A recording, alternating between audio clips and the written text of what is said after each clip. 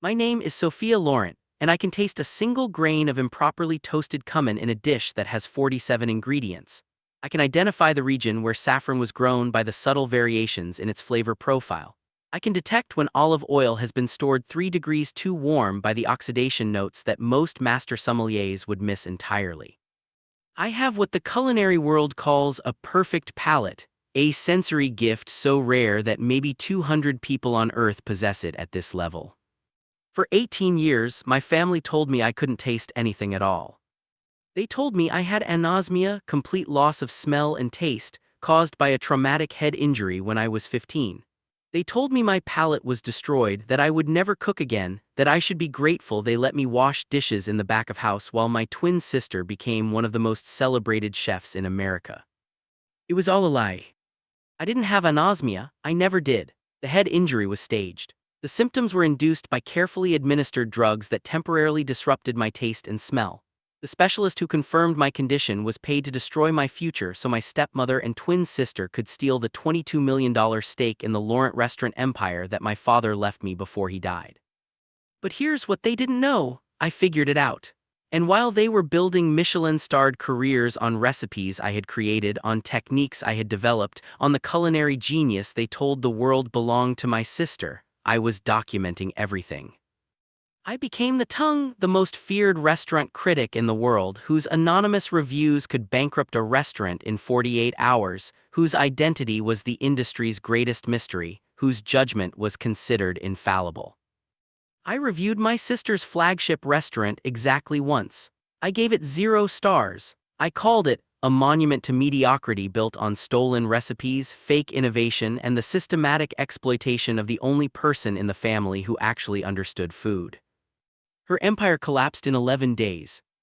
And when she came crawling to mysterious investors begging for the $30 million that might save her from total ruin, she walked into a conference room and discovered that the tongue, the critic who had destroyed her, was the twin sister she'd kept in the dish pit for 18 years. This is the story of how the tasteless twin became the most powerful person in culinary arts. This is the story of how perfect taste became perfect revenge. This is the story of how I took back everything they stole and burned their world to ash. I need to start at the beginning because the betrayal only makes sense if you understand what we were before it all went wrong. My twin sister's name is Isabella. We were born 4 minutes apart, me first, then her, to renowned chef Antoine Laurent and his first wife Marie. Our father was culinary royalty, 3 Michelin stars, James Beard Awards, restaurants in Paris, New York, and Tokyo. He was the kind of chef that other chefs studied, whose techniques defined modern French cuisine. Isabella and I were inseparable as children. Identical twins with the same dark hair, same green eyes, same passion for food that we absorbed from our father like other children absorb language. We would stand on step stools in his restaurant kitchen, watching him work, tasting everything, learning to understand flavor the way most kids learn to read. Our father used to say we both had the gift. The palate, he called it, the ability to taste a dish and understand not just what was in it but why it worked, what it needed, how it could be improved. He said it was genetic, that we had inherited it from him, that we would both be extraordinary chefs someday. We believed him. We dreamed of running restaurants together, of being a twin team that would revolutionize cuisine, of carrying on his legacy side by side. Then our mother died when we were 12, car accident, instant, the kind of loss that fractures your world into before and after. Our father was devastated. For a year he barely functioned. His restaurants were run by sous chefs, his creativity evaporated, his passion for food became just going through motions. Isabella and I tried to help, tried to keep him connected to life, but grief had hollowed him out. That's when Margox entered our lives. Margox Rouse was a restaurant publicist, beautiful, sophisticated, 20 years younger than our father. She presented herself as someone who could help him rebuild his career, manage his brand, restore his passion for cooking. She was relentless in her pursuit of him, and he was vulnerable enough to mistake attention for love. They married when Isabella and I were 14, less than 2 years after our mother's death. It felt too fast, too wrong, but we were children and our opinions didn't matter. Margox came with baggage, a 19-year-old son from a previous marriage named Julian, who immediately positioned himself as heir to the Laurent legacy despite having no culinary talent whatsoever. He was entitled, lazy, and resentful of Isabella and me for being our father's biological children. For a while, the family dynamics were tense but manageable. Our father still favored Isabella and me. We were his daughters, his protégées, the ones who understood food at the level he valued. Margox and Julian were outsiders, tolerated but not truly part of the culinary dynasty. Then everything changed when Isabella and I were 15 years old. We were supposed to go to a party, some school event that we'd been looking forward to, but at the last minute I got sick. Terrible headache, nausea, dizziness. I told Isabella to go without me. I would stay home and rest. That decision saved my life and destroyed it simultaneously. While Isabella was at the party, there was an incident at our father's flagship restaurant. A grease fire in the kitchen, small but dangerous. Our father rushed in to help control it, and in the chaos he suffered a massive heart attack. He died before the ambulance arrived, 53 years old, gone in minutes. I wasn't there. I was home, sick, lying in bed while my father died surrounded by his staff instead of his daughters. The guilt was crushing. If I hadn't been sick, I would have been at the restaurant with him. He often brought us to work on weekend evenings. Maybe I could have called for help sooner. Maybe my presence would have somehow changed the outcome. But there was something worse than guilt. The headaches didn't stop. Over the following weeks, I continued experiencing severe headaches, dizziness, and nausea. I also started noticing something terrifying. Food tasted wrong, muted, flat, like I was experiencing it through a barrier. Margox took me to a specialist, Dr. Henry Beaumont, who she said was the foremost expert on olfactory disorders. The examination was extensive. The diagnosis was devastating. The trauma of your father's death, combined with the severe illness you experienced that night, appears to have triggered a condition called post-traumatic anosmia, Dr. Beaumont explained. Your ability to smell and taste has been severely compromised, possibly permanently. I was 15 years old, sitting in that office, learning that the gift my father had valued most in me, the palate that was supposed to define my future, had been destroyed. Can it be treated? Margox asked, her voice heavy with what seemed like genuine concern. Unfortunately, no. When olfactory damage is this severe, it's typically irreversible. Sophia will be able to detect basic tastes, sweet, salty, bitter, sour, but the complex flavor perception required for professional cooking will be beyond her reach. I remember feeling like the floor had dropped out from under me. Cooking wasn't just a career aspiration, it was my identity, my connection to my father, my entire sense of purpose. What does this mean for her future? Margox pressed. It means she should pursue other interests. The culinary world requires sensory abilities she no longer possesses. I left that appointment in a fog. Isabella tried to comfort me, but what could she say? Her twin sister had just lost the one thing that made us identical in the way that mattered most. What I didn't know, what I wouldn't discover for years, was that I had been poisoned. The illness that night wasn't random. Margox had been putting small amounts of zinc sulfate in my food for weeks, a compound that temporarily destroys taste and smell when ingested in specific doses. The severe symptoms that night were from a larger dose, carefully calculated to coincide with the trauma of my father's death, creating the perfect cover story for my sudden sensory loss. Dr. Beaumont wasn't a neutral specialist. He was Margox's collaborator, paid to provide a diagnosis that would disqualify me from the culinary world and clear the path for Isabella to become the sole heir to our father's legacy. Because here's what I didn't know at 15, my father's will left his restaurant empire to be divided between his twin daughters equally. $22 million each plus equal partnership in the restaurants to be transferred when we turned 25. But if one daughter was unable to participate meaningfully in the culinary business due to medical incapacity, her share could be managed by a guardian, specifically our stepmother Margox. They didn't just poison my senses, they poisoned my future to steal $22 million. The grief counseling started shortly after the diagnosis. You need to process this loss, Margox told me gently. Not just your father but your sense of taste. You're grieving 2 deaths. Let me help you find other paths forward.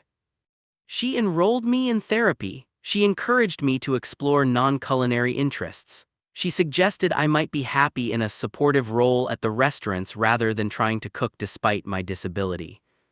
Meanwhile, Isabella was thriving. Without me as her twin counterpart, she became the singular focus of everyone's attention, the daughter who inherited Antoine Laurent's palate, the prodigy who would carry on his legacy, the next generation of culinary genius.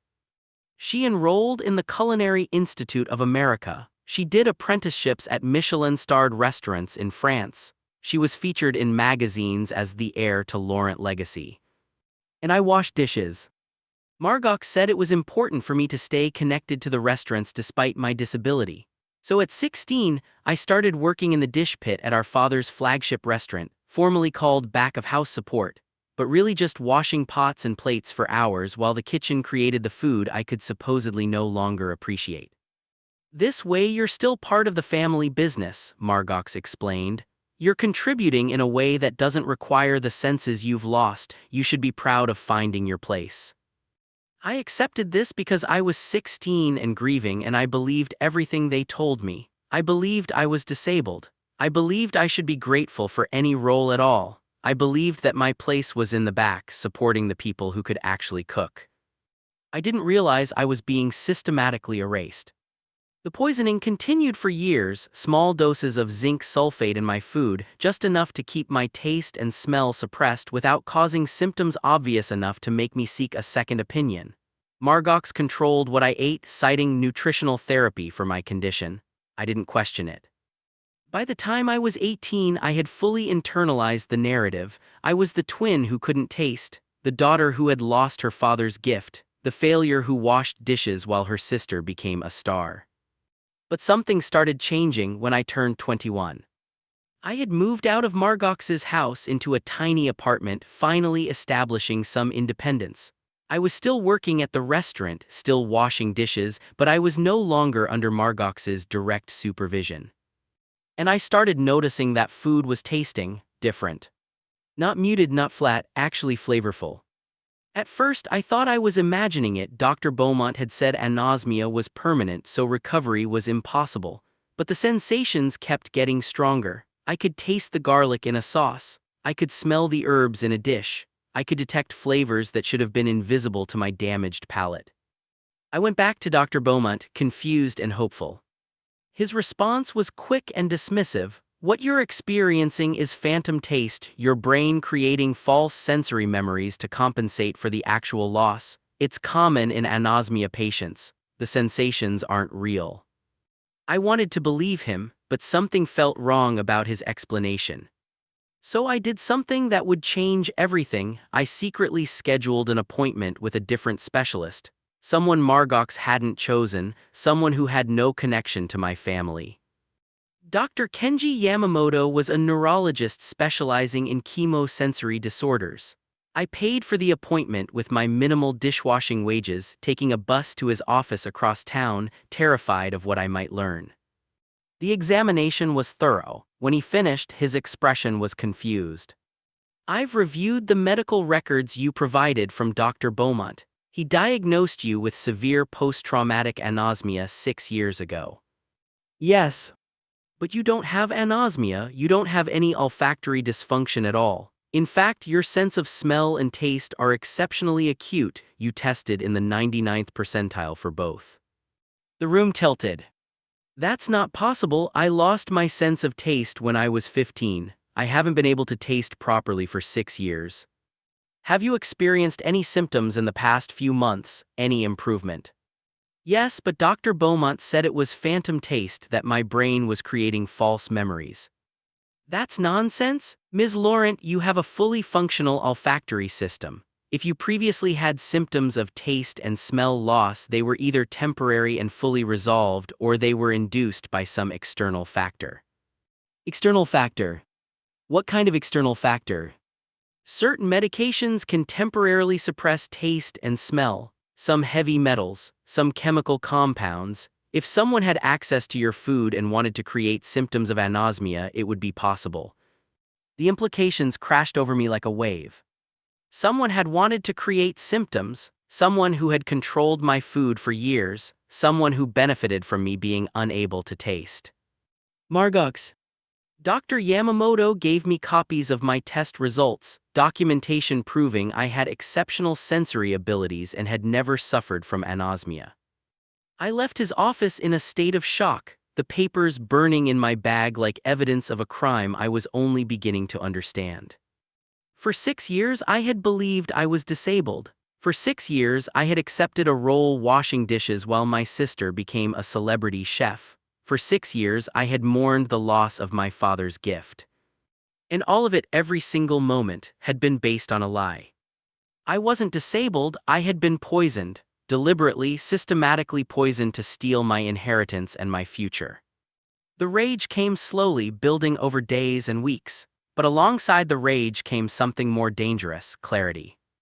I understood now what had been done to me, I understood why. And I understood that confronting them directly would accomplish nothing. They would deny it, destroy evidence, paint me as delusional. No, I needed to be smarter, I needed to build something first, something that would make me untouchable. I needed to become the chef my father had believed I could be, and I needed to do it in secret, so completely hidden that they would never see it coming. I started by stopping the poisoning. I moved again, this time making sure Margox had no way to access my food. I prepared all my meals myself using ingredients I purchased personally, eating only things I had complete control over. Within weeks, my palate fully returned. And I discovered something extraordinary. My sense of taste wasn't just normal, it was exceptional, better than it had been at 15, better than almost anyone I knew. 6 years of suppression had somehow sharpened my abilities when they finally returned, or maybe the trauma had forced my sensory systems to compensate in ways that made them more acute. I don't know the science. What I knew was that I could taste things other people couldn't perceive. I could detect individual spices in complex dishes. I could identify cooking techniques from their flavor signatures. I could taste a dish once and understand exactly how to recreate and improve it. I had the palate not just good, extraordinary.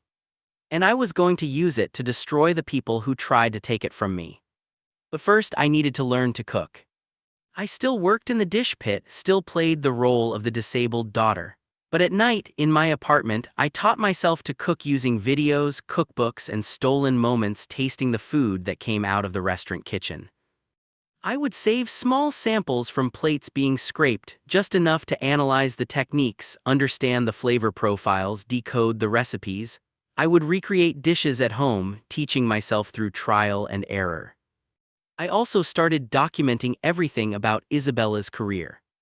I noticed that her most acclaimed dishes often appeared shortly after family dinners where I had casually mentioned flavor combinations I had been thinking about. I started keeping a journal dating my ideas, noting when I shared them, tracking when they appeared in Isabella's restaurants. The pattern was unmistakable. My sister wasn't just the heir to our father's legacy. She was stealing my ideas and presenting them as her own innovations. Within 2 years of secret study, I could cook at a professional level. Within 3 years, I was better than most of the chefs at Laurent restaurants. Within 4 years, I was creating dishes that were genuinely innovative. But I kept all of this completely hidden. I still washed dishes. I still played the tasteless twin. I gave them no reason to suspect that anything had changed. And I started writing. I launched a blog under the pseudonym The Tongue, anonymous restaurant reviews that provided brutally honest critiques of establishments across all price points and categories. I didn't reveal my identity, my location, my background. I was just a voice offering insights that quickly became recognized as extraordinarily perceptive. My reviews were different from typical food criticism. I didn't use flowery language or pretentious metaphors. I was technical, specific, and devastating when deserved.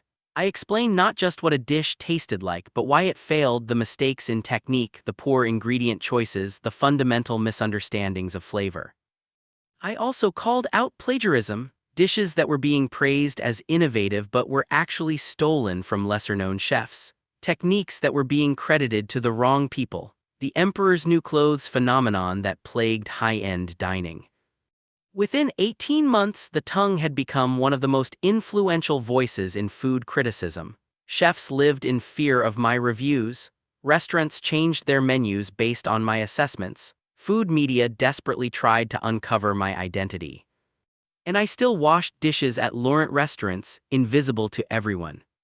I was preparing for the moment when I would reveal everything, but I needed more than just revenge. I needed total, absolute destruction. So I started buying.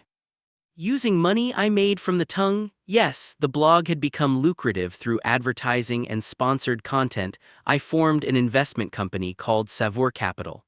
And Savour Capital began quietly acquiring stakes in the infrastructure of the culinary world. I bought minority positions in food suppliers, equipment manufacturers, restaurant real estate companies, small investments, each one defensible as smart business. Collectively, they gave me influence throughout the industry. Over 5 years, Savour Capital acquired positions in 43 companies that touched the restaurant business. I had eyes and ears everywhere. I had leverage in places Isabella and Margox didn't even know existed. And I continued documenting their crimes. I discovered the zinc sulfate purchases in old receipts I found while cleaning Margox's office.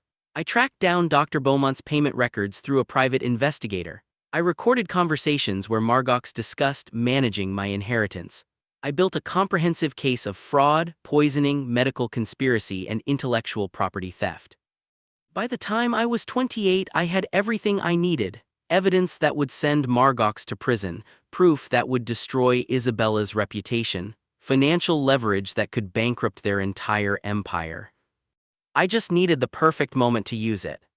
That moment came when Isabella was nominated for the James Beard Award for Outstanding Chef, the most prestigious honor in American cuisine.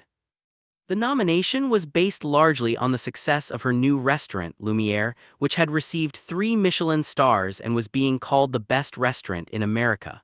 The flagship dish that had earned those accolades was a deconstructed bouillabaisse that food critics called revolutionary.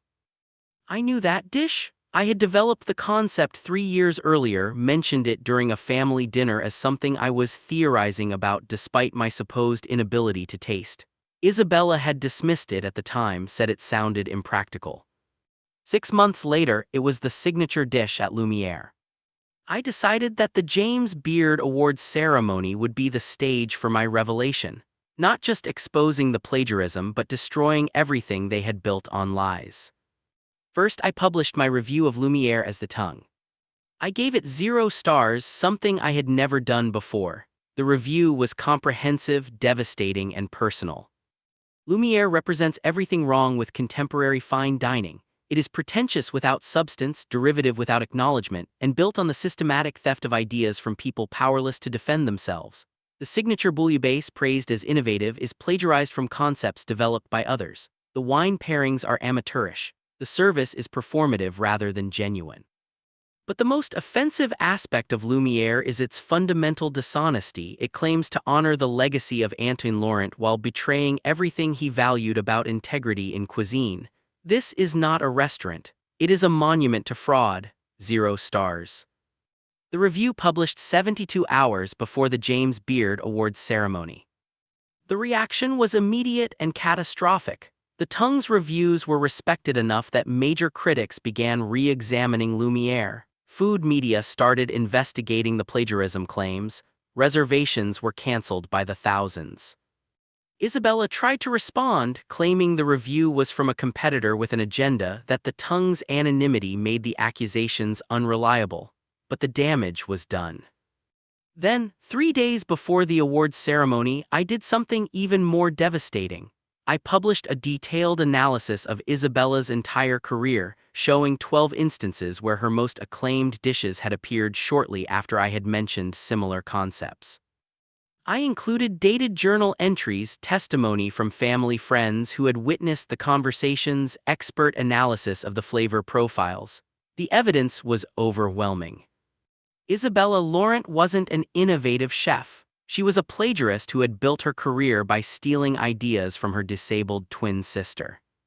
The story exploded. Food media couldn't stop talking about it. The James Beard Foundation announced they were reviewing Isabella's nomination. Lumiere's Michelin stars were under reconsideration. And I still hadn't revealed my identity. The awards ceremony was held at the Lyric Opera House in Chicago. It was the culinary world's biggest night. Hundreds of chefs, critics, and industry figures gathered to celebrate excellence in American cuisine. Isabella was there despite the scandals, putting on a brave face while her world crumbled around her. Margox sat beside her, both of them trying to project confidence they didn't feel. I watched from a private box, dressed in clothes that cost more than a year of my dishwashing wages, preparing for the moment that would change everything. The Outstanding Chef Award was announced midway through the ceremony. The nominees were read, 5 of the most accomplished chefs in America, including Isabella Laurent. The presenter opened the envelope, and the James Beard Award for Outstanding Chef goes to. There was a pause, longer than normal, confused. "I'm sorry, there seems to be an issue. Can we have the event director on stage, please?" The audience murmured. Something was clearly wrong. The event director came out, conferred with the presenter, and then took the microphone. "Ladies and gentlemen, we apologize for the confusion. We've just received information that requires us to address before continuing with the awards. We've been contacted by someone claiming to be the tongue, the anonymous critic whose recent reviews have generated significant discussion in the culinary community." The murmuring became exclamations. Everyone wanted to know, was the tongue's identity about to be revealed? "This person has provided verification of their identity and has requested an opportunity to address the audience.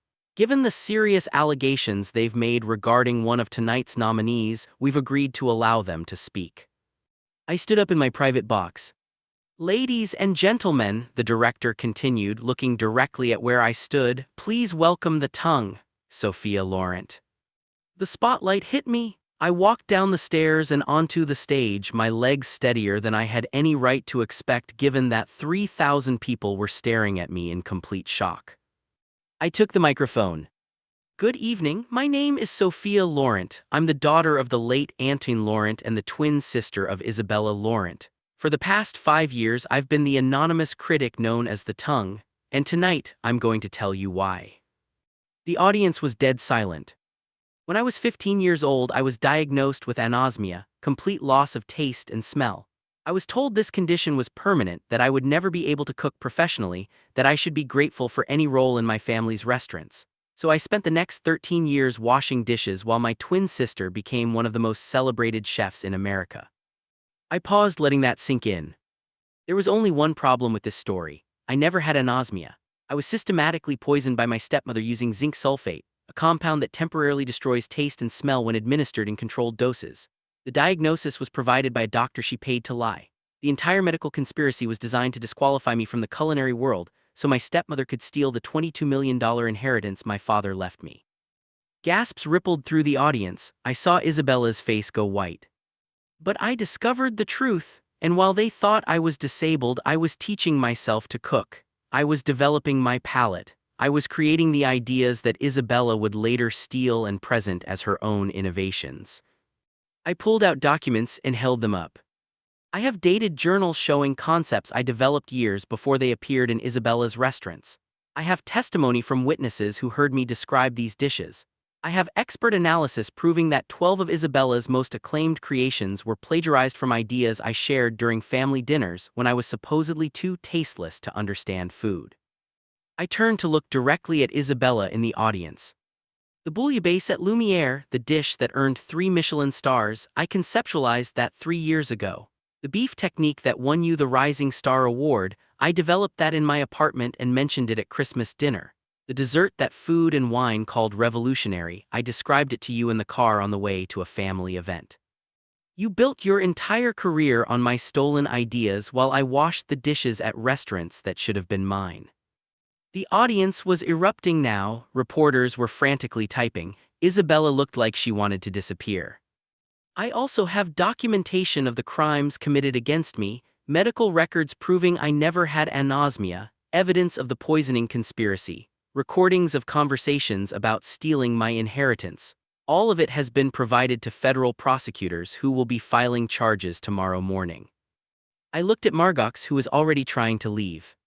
You tried to poison my senses because you knew I was the better chef. You kept me in the dish pit for 13 years because you were terrified of what I could create if I had the same opportunities as Isabella. You stole $22 million because you knew my father saw my potential. I turned back to the audience. I became the tongue because I wanted to understand the culinary world from outside the privilege I was born into. I wanted to judge food based on its actual quality, not the reputation of who made it. And I reviewed Lumiere honestly, as a restaurant that claims innovation while practicing plagiarism, that promises excellence while delivering fraud. I pulled out one more document.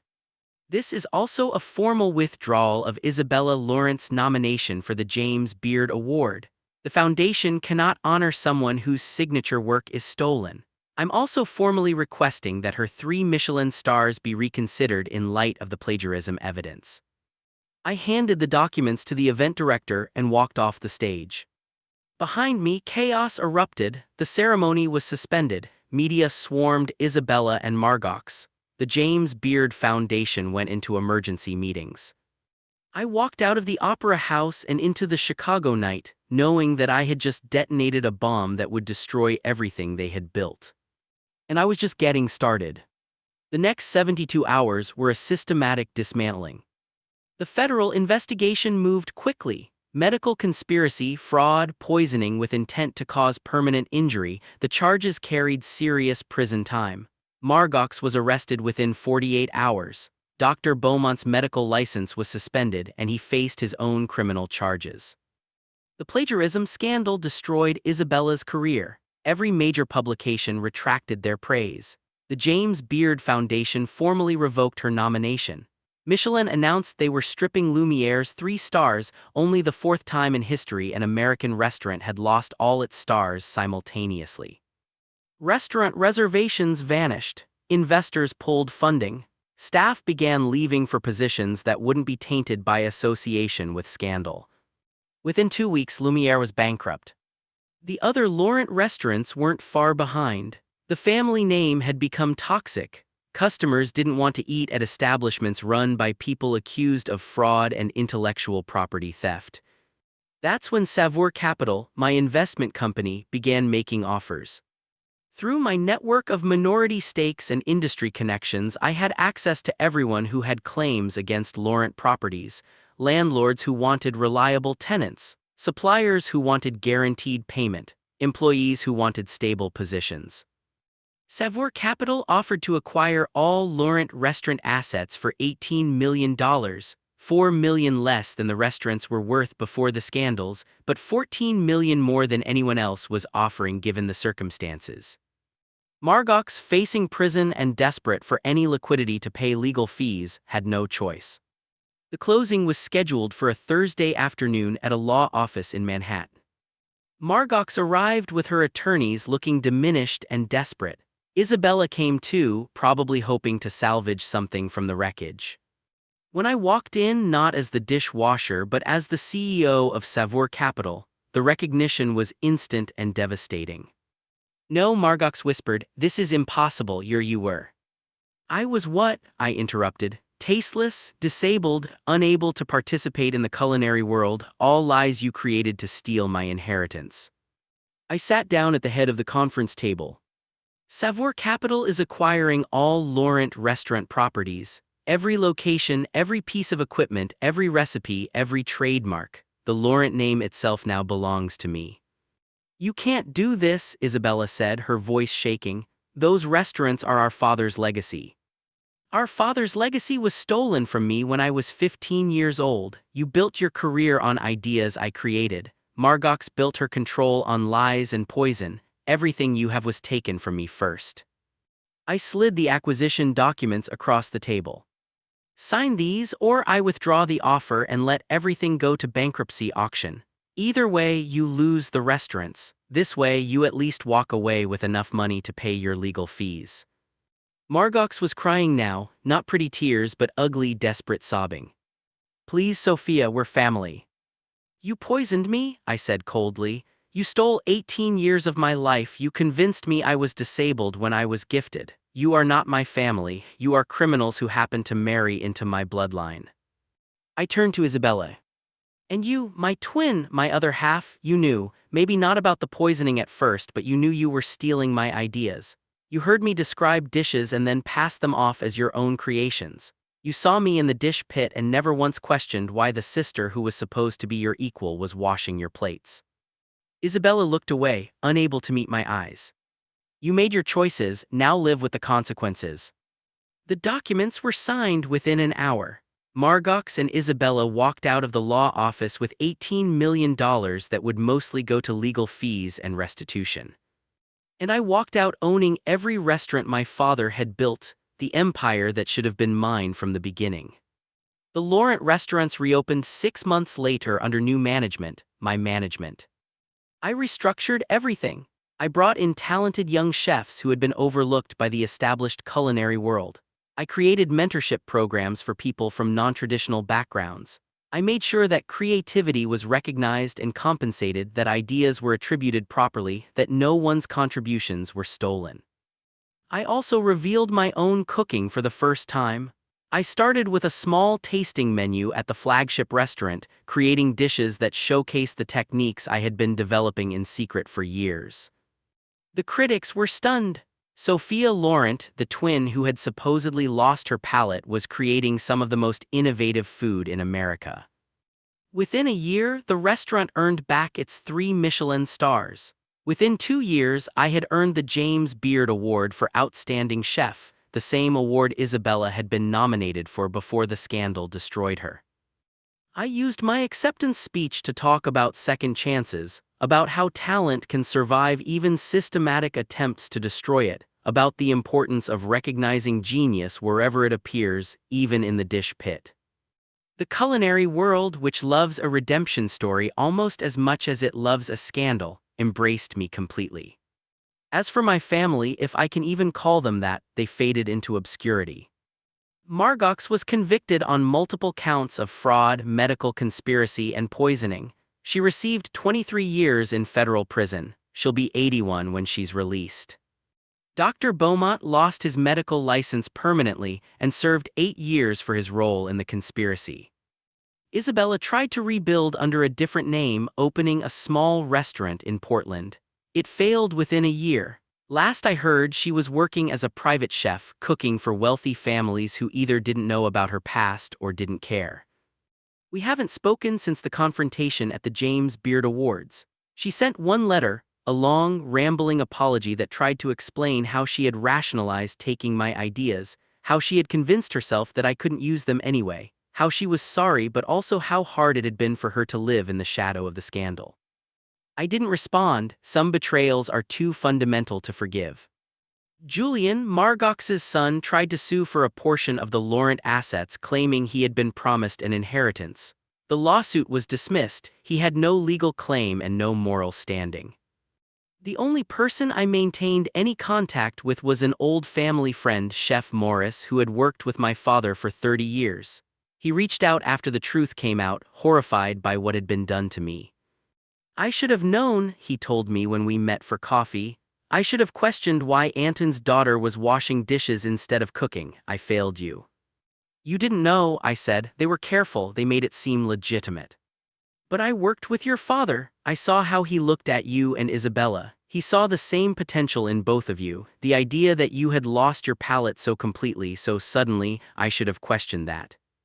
We've stayed in touch. Morris now runs the kitchen at the FLAGSHIP Laurent restaurant, serving as both mentor and connection to my father's legacy. I also discovered something unexpected. I wasn't Margox's only victim. After the story became public, 3 other people came forward with similar experiences, family members who had been diagnosed with conditions that conveniently disqualified them from inheritances, who had been kept in subordinate roles while others prospered. I used my platform to advocate for better oversight of guardianship situations, for mandatory second opinions in cases where medical conditions affected inheritance, for protection against the kind of systematic medical fraud that had been practiced on me.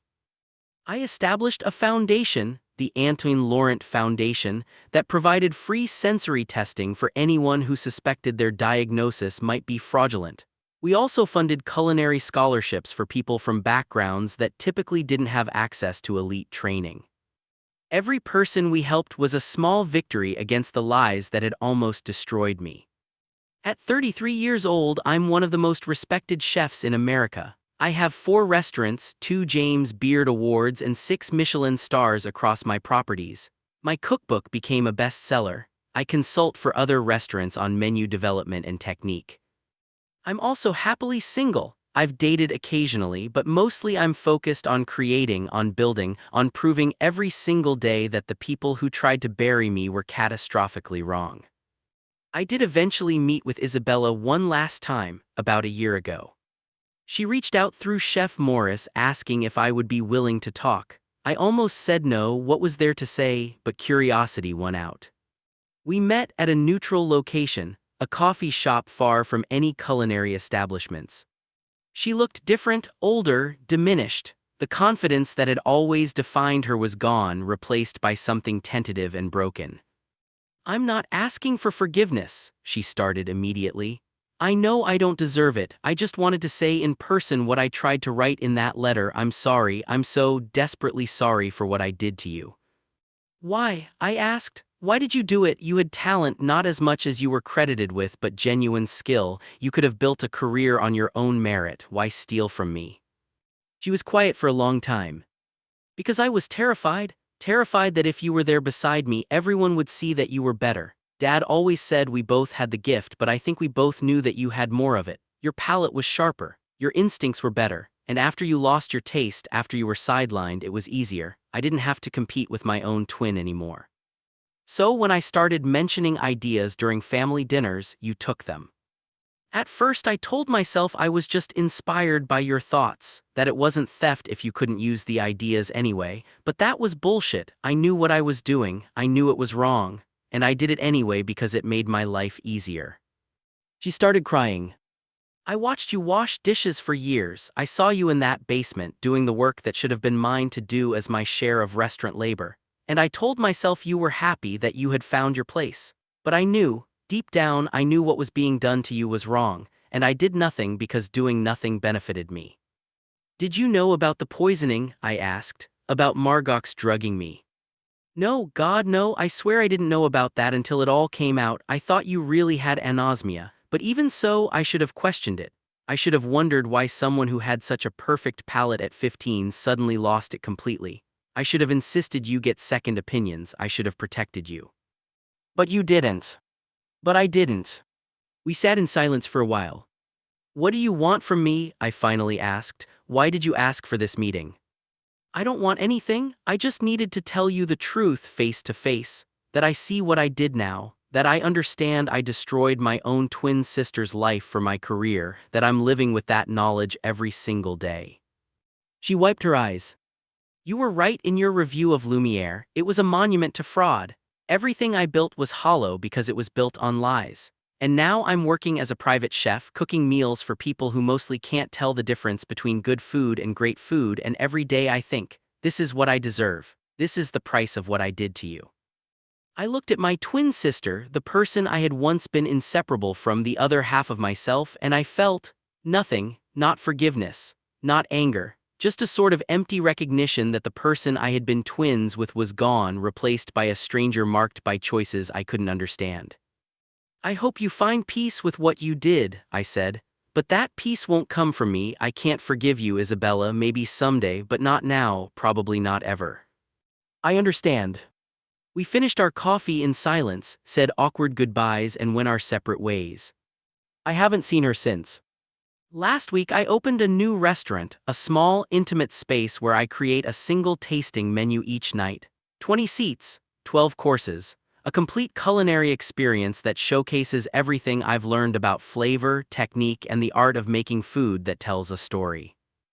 I named it Emergence, the same name as the underground blog I had started years ago when I was first learning that my palate had returned, when I was first beginning to understand that I wasn't broken.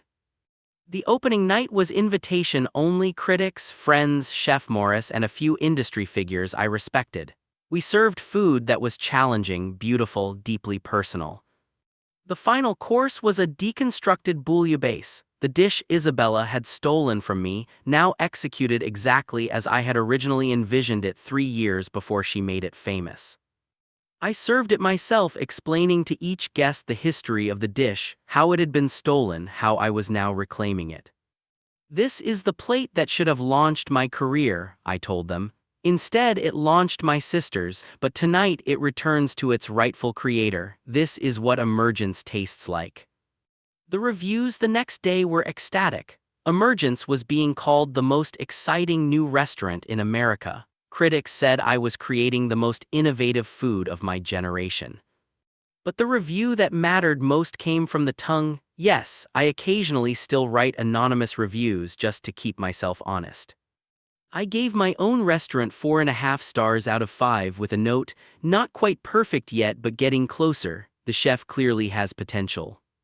Because that's the truth, I'm not perfect. My food isn't flawless. I'm still learning, still growing, still discovering what I'm capable of creating. But I'm doing it on my terms now, without lies, without poison, without anyone telling me what I can or cannot taste. This morning, I woke up in the apartment above Emergence, went downstairs to the restaurant kitchen and started prepping for tonight's service. I julienned vegetables with a knife my father once used. I tasted a sauce and adjusted the seasoning with the precision that comes from a palate that can detect variations invisible to most chefs. I created a dish that tomorrow might be praised or criticized, but which would be entirely, honestly mine. And I thought about the girl who used to wash dishes in these same restaurants, who believed she was tasteless, who thought her father had been wrong about her potential. That girl was gone. She had been transformed by years of poisoning and lies into someone harder, sharper, more determined.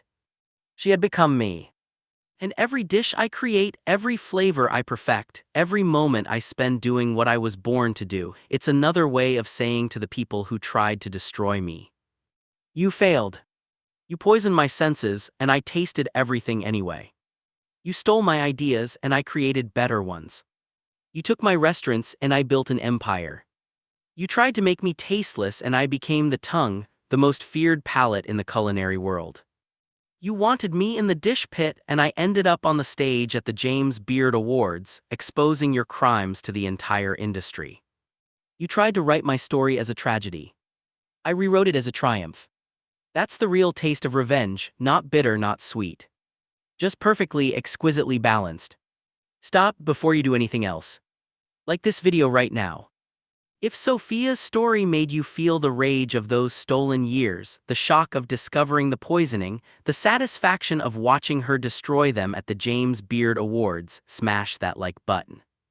And subscribe to this channel immediately, bell. Your share might save someone's life. Thank you for witnessing Sophia's journey from the dish pit to owning the empire. Thank you for caring about justice. Thank you for being here. See you in the next story, Blackheart.